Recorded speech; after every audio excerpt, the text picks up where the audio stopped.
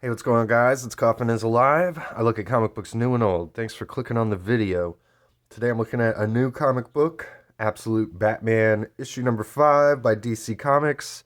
This is a $4.99 comic book. Now, some of you yesterday might have seen me attempt a live stream reviewing this comic, doing a live comic review. It didn't really go that well.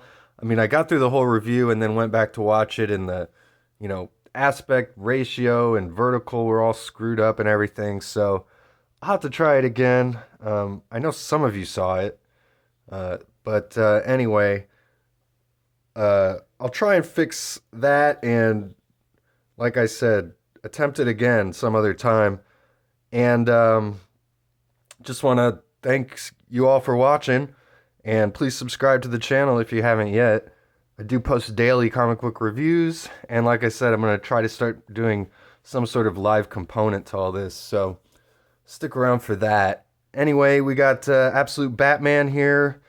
Issue number 5. It's written by Scott Snyder. Nick Dragotta is on art. Pretty cool cover here. Some very heavy anime influence. I love the big tall buildings in the background here. We got Black Mask and Alfred there in the background, if you notice. So, cool cover. We got this big swole Batman.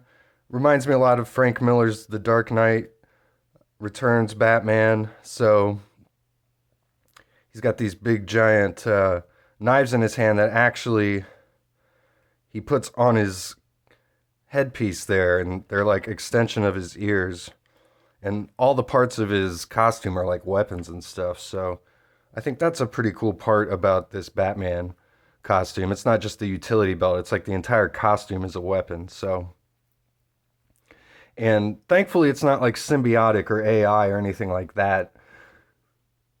We've got young Batman here. He's just come out of the cave with all the bats. The enclosure there at the zoo, which is the name of this story here. So he's getting his shots. We see him at the funeral for his father. His mother is comforting him here. This is a really cool shot. I really like this double splash page here. We got Commissioner Gordon down there. And there's Edward Nygma. You can tell by the glasses. And I don't know exactly who these ones are. Perhaps Harvey and Oswald Cobblepot. But they're all friends of a young Bruce. And Selena Kyle down here as well, it looks like. So, pretty cool shot conceptually. I like the rain too. The way that it's like, looks like it's coming toward us here. So, cool perspective on this double splash page. And then all throughout this book, there's these really tiny panels and really interesting page layouts. And I really like it in this book a lot. It really keeps the comic book cutting a frenetic pace, I feel like, because your eye is just drawn from panel to panel to panel really quickly as all this fast-moving stuff is happening. So basically, this storyline revolves around the first confrontation between Black Mask and Batman for the first time. We see Bruce at the funeral for Jim Gordon here, and Jim's telling him that his father was someone who was brave, and he wants Bruce to be brave, and he wants Bruce to know that they're going to tear down the zoo and replace it with something more practical, he says. So he won't ever have to look at the zoo again, which is where his father was murdered. So then we cut to the current storyline going on here. Batman, he's on a rooftop. He's basically taunting the party animals, which is Black Mask's gang. And Alfred is watching all this go on. And at the end of the last issue, Batman was confronted by Black Mask and given an ultimatum to join Black Mask, and he would give him $200 million. And Batman accepted the offer, so he took the money, and then in a show of defiance, he set the money up like in the symbol of a bat on this signal, which we learn that this giant watch spotlight here is what has replaced the zoo. And then they shown this spotlight every year as a memorial to all the victims of the tragedy that happened at the zoo. So Batman took all the $200 million, put it in the spotlight in the symbol of the bat, so we get the kind of absolute Batman's version of the bat signal. And we keep seeing little versions of like things that we recognize from Batman, and they all just keep getting like destroyed or used in a different way, like as soon as we see them. Like we saw this, like the new Bat Tower, where it seemed like Batman was going to be living. And that was a pretty cool concept, I thought. And then he immediately just blew it up and had this giant bat symbol in the flame as this, symbolic gesture. So this Batman's really into symbolism. Awesome splash page, though. I really love this. This is a classic page right away here. I love all those little sketch lines in the bat signal there. It's not just like a solid black. You can see it in the clouds as well.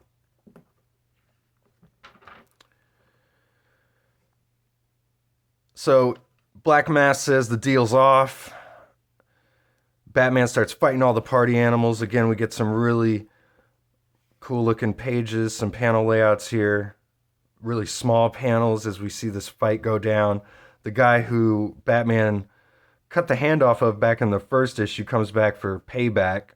But Batman's got these giant spikes on his shoulders, so he's just like cut right through this guy as a defense mechanism. I love all the little like speed line type lines here during the fight as well.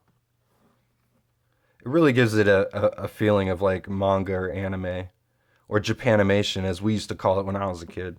But he tells Black Mask, you don't care how many people die. And Batman's not killing all these dudes. He's just basically maiming them, taking them out, like with all these surgical shots.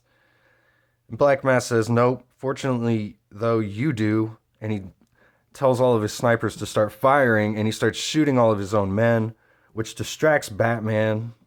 And they shoot this giant net on him. They're able to stop him temporarily here, but Batman reveals he's been recording all this, so everything Black Mask has said has been sent out to all the news stations in all of Gotham City. And Black Mask mocks Batman, telling him he thinks he achieved something, but he tells Batman he's not the main character in this. Money is. And he doesn't care that essentially Batman's burned up all this money.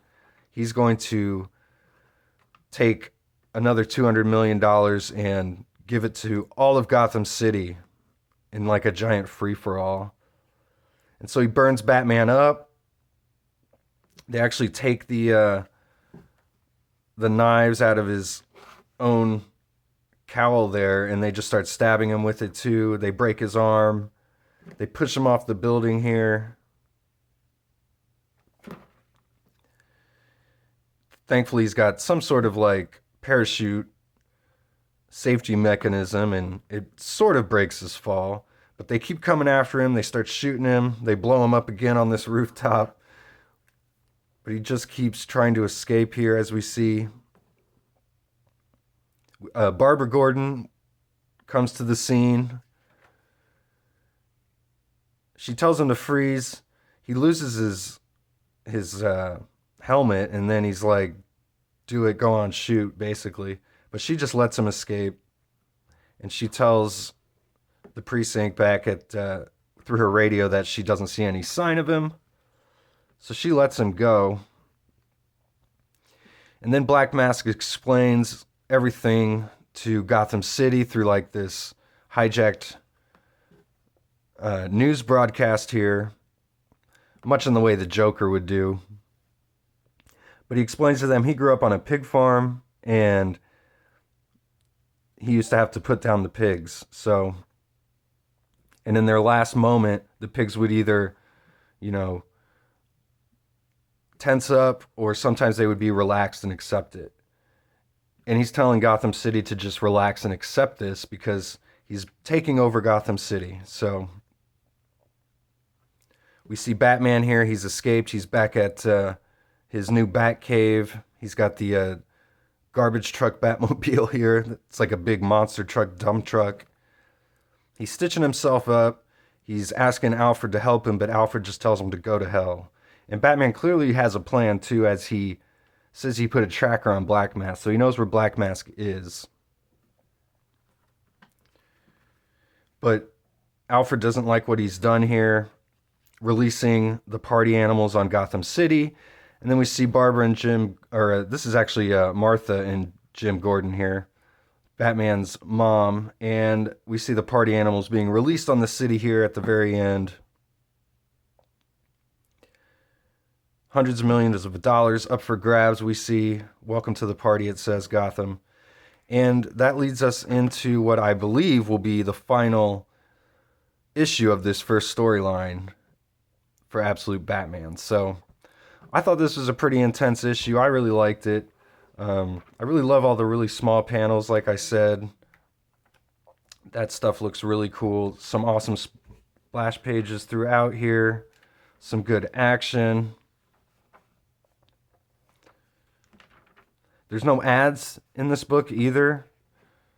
If you'll notice, there's just this one big double splash page ad. Doesn't really get in the way too much. The rest of the book is free of ads, and then they've got this Zatanna #1 preview,